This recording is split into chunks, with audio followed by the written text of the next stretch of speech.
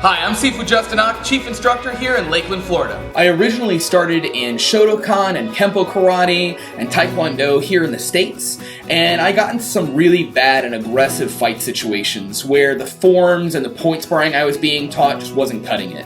So I started looking for an aggressive martial arts system that could deal with one or multiple attackers, even if you were a smaller guy like myself, and I just kept coming back to Wing Chun.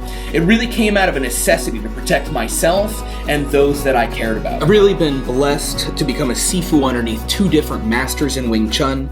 My first teacher was underneath Ip Chun and Simon Lau, and my second teacher came from the Moyat lineage.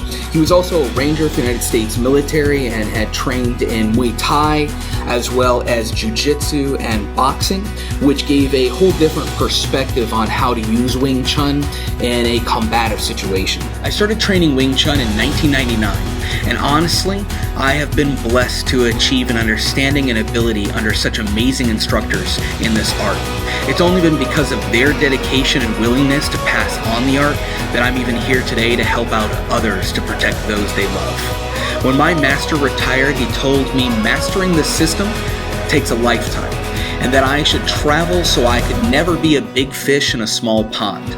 To learn from those who are willing to teach me and have trained much longer than I have so I could do best by my students. It's taken a lot of sacrifice, but I have trained in over 14 different countries now, making new friends in Wing Chun, and for years I have also trained with a pro MMA fighter in No-Gi Jiu-Jitsu and traveled to Thailand to train at Tiger Muay Thai and the VTAA Association in Hong Kong to learn from masters willing to share their knowledge and love of Wing Chun with. There's always going to be interpretations when it comes to Wing Chun, but for me, the bottom line is, are you capable in using it in a bad, aggressive situation?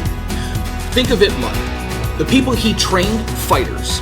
Bruce Lee, Wang Shunliang, Chu Shangting, Simon Lau, the list goes on and on.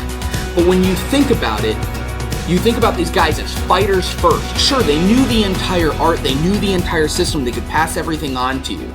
But you thought of them, you looked at them, and you admire them for their fighting capability first, and then you look at the rest of the art to see what made that possible. The biggest motivation for me in Wing Chun is I know I can always be better, which will make everyone I help and I teach better. I help train some really great and good-hearted people here.